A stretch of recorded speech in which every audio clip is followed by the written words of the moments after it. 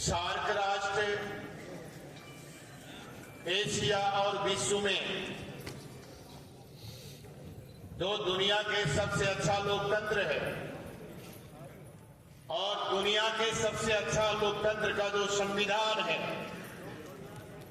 उस संविधान को भारत में स्थापित करके जन जन का भावना को सम्मान होने और भारत के तमाम कमजोर वर्गों की दशा और दुर्दशा को सुधारने का काम आप लोगों के द्वारा हो, ये मैं कामना करता हूं। ये जो भारतवर्ष के बहुजन मूल निवासी हैं, ये बहुजन मूल निवासी जो 85-88% हैं,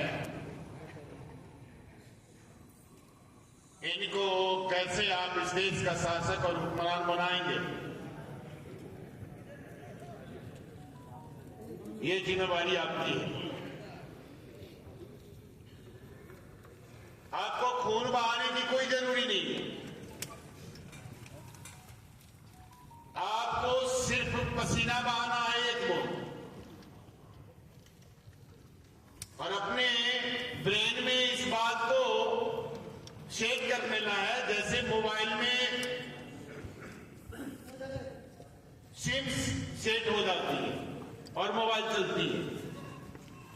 तो ये जो शरीर रूपी जो मोबाइल है ना दुनिया के 21वीं सदी में, उसमें बहुजन और मूल निवासियों को दुनिया का शासक बनाना है और सिंबल ऑफ नॉलेज जो डॉक्टर बाबा साहब हैं उनको दुनिया में स्थापित करना है, और भारत तब दुनिया में स्थापित होकर सुखी राष्ट्र बनेगा और तब जन जन भारत के लोग खुशी होंगे। ये आपकी जिम्मेवारी है। ये प्रेम प्रताप सिंह जो अध्यक्ष हैं, सिर्फ इनकी जिम्मेवारी नहीं है, आपकी जिम्मेवारी, हम सब की जिम्मेवारी है। और आप भारत में करेंगे, मैं नेपाल और मिल करके नेपाल और भारत और मिल करके सार्क राष्ट्र और मिल करके दुनिया में करेंगे, बाम से ये काम आगे बढ़ाएंगे। और मैं माननीय मेश्राम साहब को धन्यवाद देना चाहता हूं। मेश्राम साहब ने इस मिशन को कारवा को आगे बढ़ाने के लिए काम कर रहे हैं। मैं कल मेश्राम साहब के साथ में था, मैं कुछ समय आपके साथ बैठा और मैं एक शब्द में कहना चाहता हूं,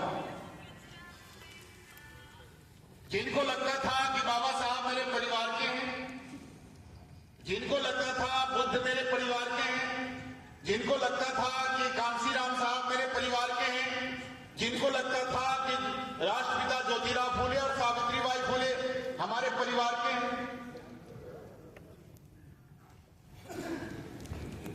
तो उनकी जीवनी पढ़ लीजिए। इतिहास पढ़ना होगा कि वो परिवार के लिए काम नहीं किए, उन्होंने समाज के लिए काम किया, जमीन के लिए काम किया। तो मैं आपसे निवेदन करना चाहता हूं, माननीय मेश्राम साहब के परिवारों से निवेदन करना चाहता हूं, उनके सारे जो रिलेशन के लोग हैं उनसे निवेदन करना चाहता हूं, और आपके भारत के तमाम बहुजन मूल निवासियों से निवेदन करना चाहता हूं कि मेश्राम साहब दुनिया का मेश्राम साहब है, इस पे हमको काम करना है।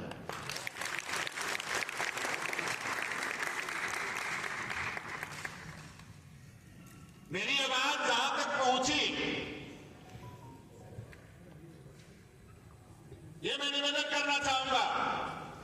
और जिस दिन भारत के सपनों को, जो सपना बाबा साहब डॉक्टर भीमराव अम्बेडकर ने देखे थे, जिन्होंने संविधान में व्यवस्था किए एससी, ओबीसी और माइनॉरिटियों के लिए और तमाम मजदूर, गरीब और किसानों के लिए, उन्होंने जो सपना देखा था, मेरा ये भरोसा और विश्वास है कि 27 मई 27 के बाद 29 से पहले भारत के शासक और मालिक बहुजन मूल निवासी समाज बनेंगे और उस दिन यह तय होगा कि जो जातिवाद है, ब्राह्मणवाद है, मनुवाद है, पाखंडवाद है, बाबा साहब ने संवैधानिक रूप से खत्म कर दिए थे। 33 करोड़ देवी देवताओं का जो सम्मान था, जो झूठी बातें थी, वो संविधान देते समय खत्म कर दिए थे। और आज संविधान संकट में है, इसको बचाना है। तो मैं आपसे यही निवेदन करूंगा कि 29 से पहले संविधान को बचाना जरूरी है और 29 की जो सरकार बनेगी वो बड़ुआ और दलालों को सरकार नहीं बनाने देना है। इसमें आपको काम करना है।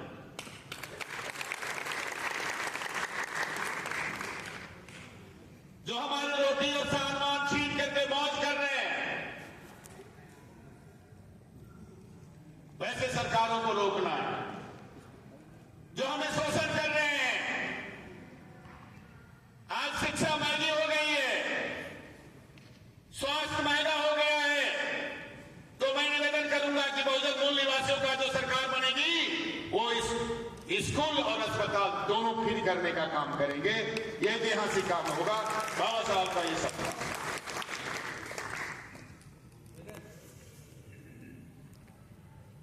मैं विषय में आना चाहता हूं।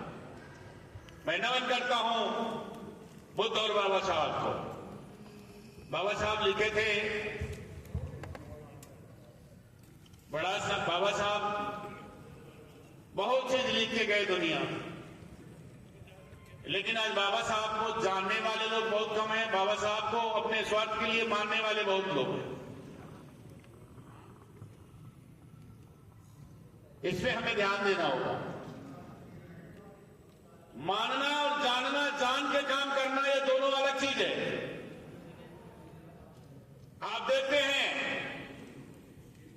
कि बाबा साहब के प्रतिमा में फूल माला लगा के और शाम को जब मीटिंग में जाते हैं तो वो बोलते हैं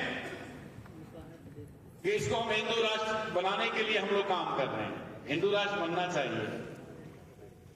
तो वो बाबा साहब को मानने वाले लोगों को सावधानी भी कराने की जरूरी है।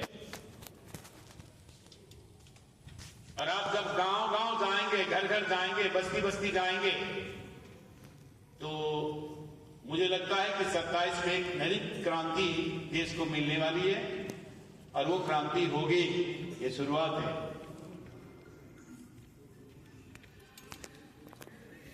अभी संविधान की बचाव करना जरूरी है, संविधान बचाना है। 70-72 साल में जो 115-16 जो संशोधन संविधान में हुई है, ये भारत का जो संविधान में संशोधन हुई है, सिर्फ आत्मा बचा हुआ है। बहुत से जो अंग जो है ना संविधान का, धारा, नियम, कानून, जो इनकी व्यवस्था है, वो सारी व्यवस्था हमारे खिलाफ है, देश और जनता के खिलाफ है, लोकतंत्र के खिलाफ है। और आज देख रहे हैं देश को बांट रहे हैं, देश को तोड़ रहे हैं। बाबा साहब ने, बुद्ध ने देश को जोड़ा था और दुश्मनों ने आपको तोड़ रहा है। जात में एक बार तोड़ दिया, आज समाज में तोड़ दिया और आज पूरे देश में धर्म के धंधा करने के लिए वो लोग लगे हुए हैं। उनकी व्यापार चल रही है, बिजनेस चल रहा है और लोगों में बांट रहे हैं। तो हमें जोड़ने का काम करना होगा, बहुजन मूल निवासियों को जोड़ना होगा। ये मैं आपको निवेदन करता हूं। मैं कानून का विद्यार्थी भी रहा हूं।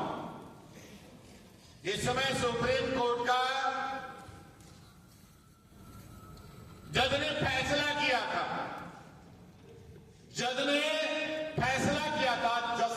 जज ने जस्टिस नहीं किया था, न्याय नहीं किया था। ये मेरा मानना है। और मैं दुनिया के जितने देश में सुप्रीम कोर्ट है और यूनाइटेड नेशन का जो लॉ कमेटियां हैं, मैं वहां तक भी निवेदन किया था आप मीडिया के माध्यम से कि भारत के जो सुप्रीम कोर्ट का जो फैसला हुआ है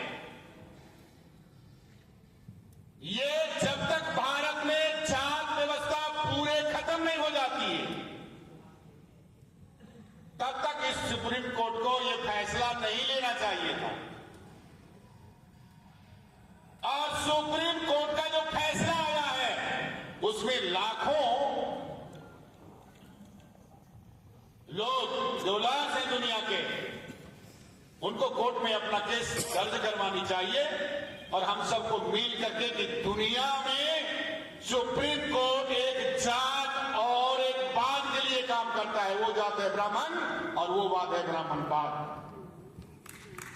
यह सुप्रीम कोर्ट करता है। यहां के राजनीतिक दल ब्राह्मण और ब्राह्मणवाद पे काम करता है। यहां के राजनीतिक दल देश के लिए, जनता के लिए नहीं, वो अपनी एक जाति और एक बात को बचाने के लिए काम करता है। तो भारत के सुप्रीम कोर्ट का जो फैसला है, ये उपवर्गीकरण है, इसके खिलाफ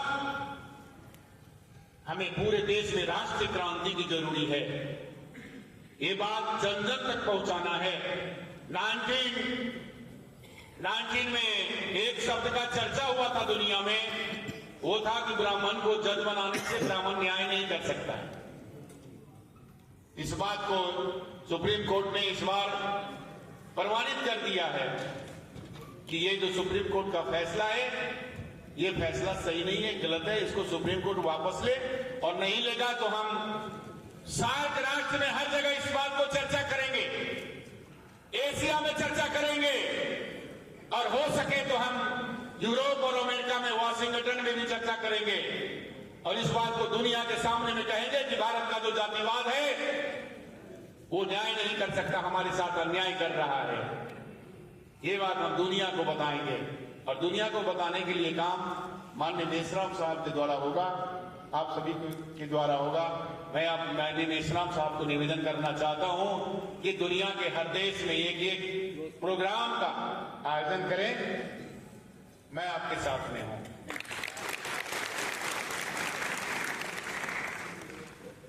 अभी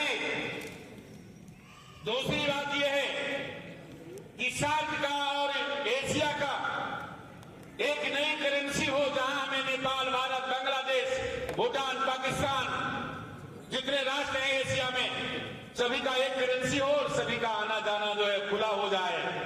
हम एक परिवार होंगे तो मूल निवासी बहुजन का समाज और परिवार हमारा मजबूत होगा।